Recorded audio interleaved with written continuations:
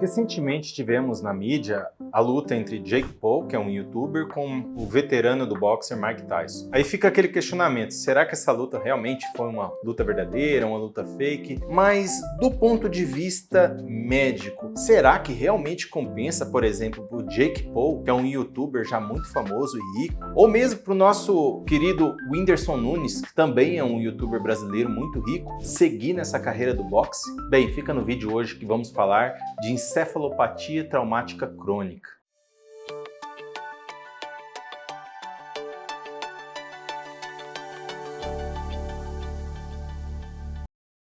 Bem, gente, só se fala nessa luta nessas redes sociais, porque já existia uma expectativa muito grande antes da luta e depois da luta o questionamento é se o Mike Tyson de fato lutou de verdade ou foi mais uma encenação ali, tem vários vídeos que questionam isso. Mediante essa luta também trouxe algumas outras celebridades do boxe à tona, que seriam os próximos adversários do Jake Paul. Uma das piadas que é feita é relacionada com Muhammad Ali, que é um dos grandes pugilistas americanos, que ganhou várias lutas e se tornou um ícone do boxe. Muhammad Ali já faleceu. Uma das coisas que foi muito evidente no fim da vida de Muhammad Ali foi o parkinsonismo severo que ele tinha, que ficou como uma das causas ali associadas ao fim da vida do Muhammad Ali.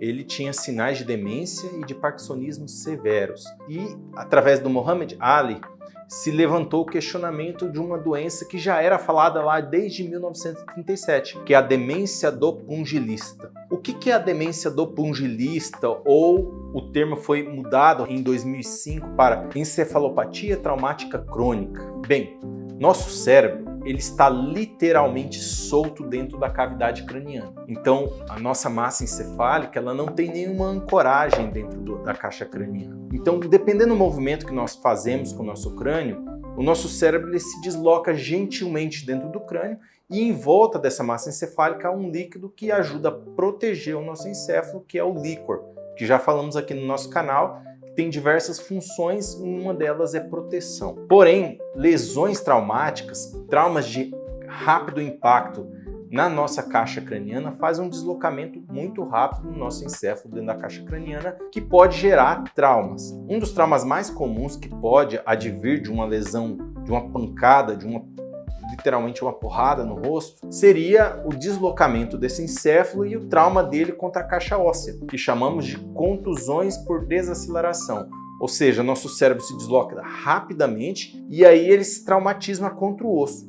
As regiões do cérebro mais traumatizadas com isso aí, geralmente é a região frontal, onde ele choca com a base do crânio. Porém, o que nós sabemos é que o nosso cérebro é dividido em camadas.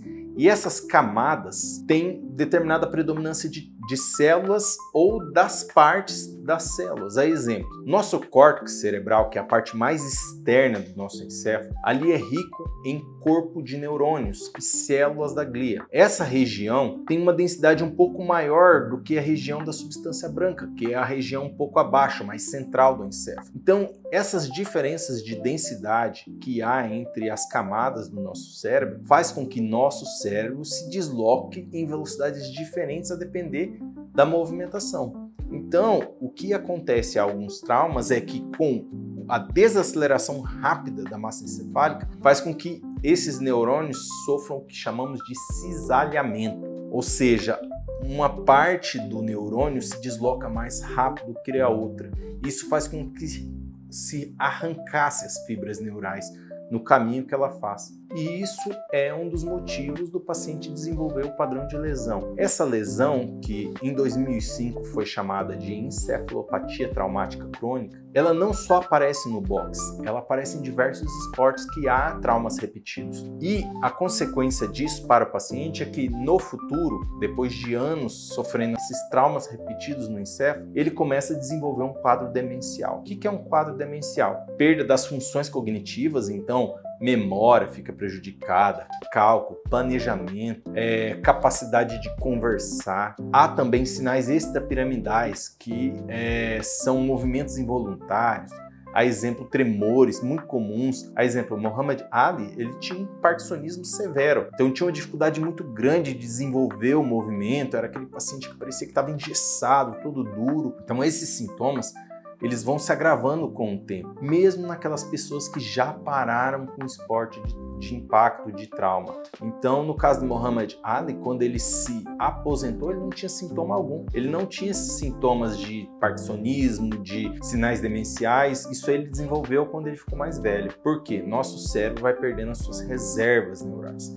E na velhice aparecem esses sintomas nesses pacientes. Então, respondendo à pergunta, será que compensa para o Whindersson Nunes ou Jake Paul levar uma vida de pugilismo profissional, sabendo que tem como consequência isso lá na frente? Outro caso interessante que trouxe isso à mídia foi um filme de 2005 chamado Concussion, traduzindo para o português, Concussão. Esse filme é um filme estreado por Will Smith, que ele faz o papel de um médico americano chamado Bennet Omalu. E ele investiga a situação dos pacientes do futebol americano que desenvolveram os sintomas demenciais da doença do pugilista, até então chamada. A partir desse médico foi trocado o nome para encefalopatia traumática crônica. Então, em resumo, será que realmente vale a pena se dedicar a um esporte que pode te levar a ter uma doença degenerativa grave cerebral, em que você a vida inteira lutou ali, foi famoso, ganhou muito dinheiro, mas lá na velhice você vai ser uma pessoa demenciada, que não vai reconhecer nem seus familiares? Essa é uma pergunta difícil de responder. Muitas pessoas vão pensar assim, poxa, a vida é agora, eu quero viver essa emoção. E é por isso que talvez Roberto Carlos colocou a música dele, o trecho mais famoso, se chorei ou se sorri, o importante é que emoções eu senti. Então fica aí para você essa pergunta, realmente vale a pena seguir nesse caminho? Você, se fosse o Whindersson Nunes aí com muito dinheiro já e fama, você seguiria esse caminho mesmo correndo o risco de ficar ali com a doença grave na sua velhice e ficar totalmente limitado a isso? Deixa no seu comentário o que você pensa sobre isso.